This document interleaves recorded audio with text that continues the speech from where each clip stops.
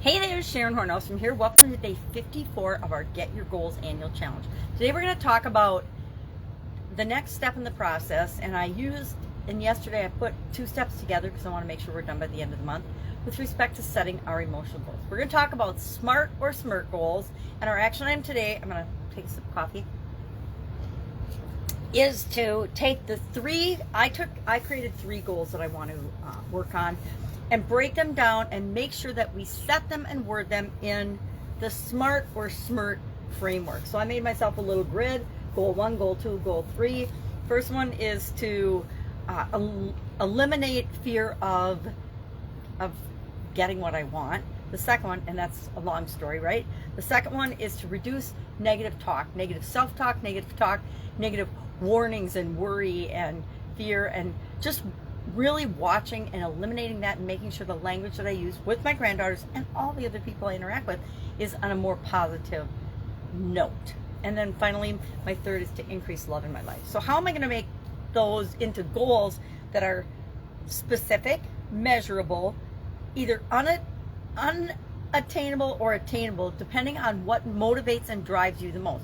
For me, I have to set giant, big, hairy, audacious goals in order to keep me motivated and moving toward them. A lot of people have to set realistic goals and goals that are attainable. They know they can get them in the time period they've set in order to keep them working toward what they want and moving forward. So do what works for you, either attainable or unattainable. Me, unattainable, but you do what works for you. And then, are they realistic? And finally, time bound. So specific, measurable, attainable or unattainable, realistic, and I mean, it's possible, it's humanly possible to do the thing, and then time bound. And then our other topic for today, and something I didn't spend a lot of time and energy on, but it's the topic of trapped emotions. And we talked about letting go and letting emotions roll through us. And the truth is, whether we are consciously aware of it or not, when we don't do that, the emotions that we don't release, that we don't let go of, they actually pick spots in our body and store themselves there. And I learned a lot about this when I had my sudden cardiac arrest, and I wish it would have been available when I was in my 20s and I was experiencing chronic pain from undiagnosable illnesses, right? I had a couple of years where I was literally bedridden because of my kidneys, my eyes, and arthritis type things, and they couldn't really pinpoint me and fit me into any category. They knew something was systemically and inflammation related, but that is as far as they could figure it out. So each of the different disciplines were treating me for how they would use the protocol and how they would help me, and it ended up being just a hodgepodge mess that made me worse than, I mean, the medications and the things that they were giving me made me worse than when I finally made the decision to take my medical care and my health into my own hands and stop taking it all, and realized that the medications were making me sick and bedridden more than what was wrong with me itself.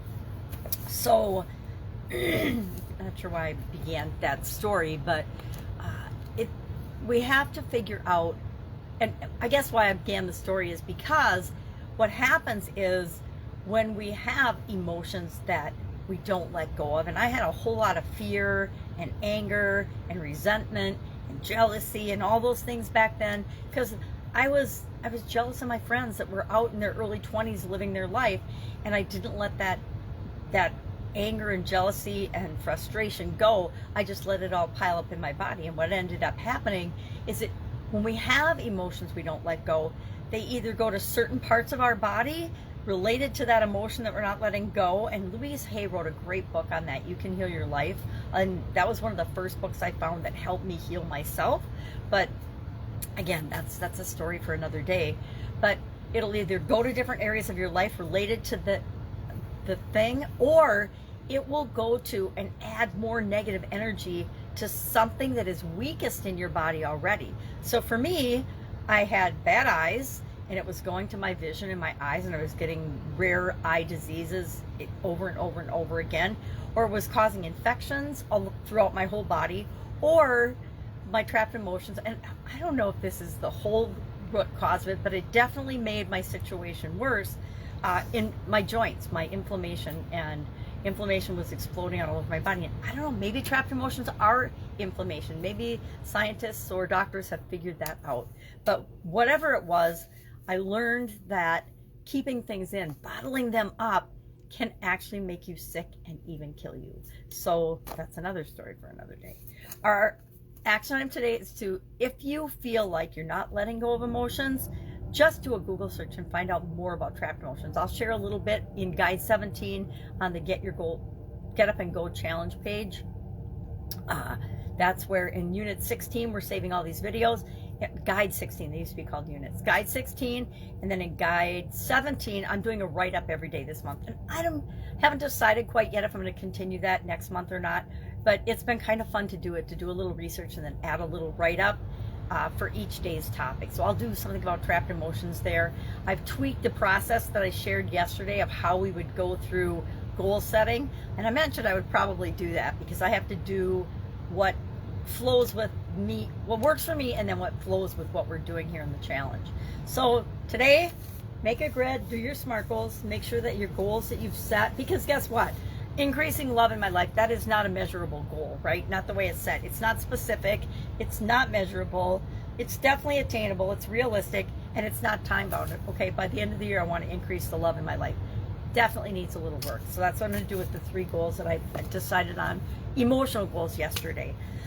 If you need any help with any of this, if you want to ask me specific questions about my personal experience with trapped emotions and how I go ahead and alleviate them, hit me up. Otherwise, I'll be with you tomorrow. Have a great day.